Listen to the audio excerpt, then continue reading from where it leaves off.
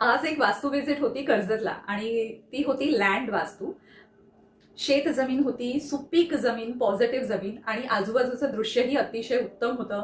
म्हणजे डोंगर किंवा एक झरा झरा किंवा आपण म्हणू शकतो की एक छोटंसं कॅनल आजू म्हणजे बाजूनी वाहतंय असं छान दृश्य होतं. छान जमीन, सुपीक आणि पॉझिटिव्ह जमीन. आणि तिथे भरपूर झाडं पण होती.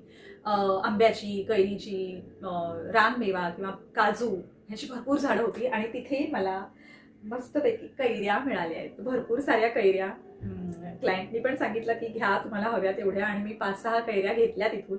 आणि त्या कैऱ्या आल्या आल्या अगदी आल्या आल्या मी कैरीच्या कामाला लागले. मी बनवलं लोणचं कैरीचं, आणि हे फक्त दोनच कैऱ्या वापरल्यात मी ह्या लोणच्यासाठी.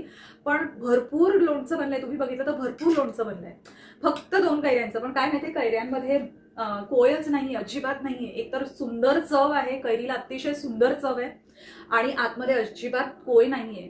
मी फक्त ह्या धुतल्या, त्यांचे छोटे छोटे बारीक बारीक तुकडे केले आणि त्याला फोडणी दिली आहे तेलाची, मोहरी, हिंग, हळद, तिखट आणि थोडंसं धणा पावडर आणि गूळ घातलाय. थोडासा गूळ घातल्यामुळे ना चव आंबट गोड अशी छान चव झाली आहे. नक्कीच आता हे मुरल्यावर अजून छान लागेल, पण आता ही खायला अतिशय सुंदर लागते.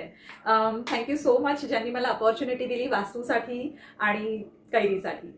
थँक्यू.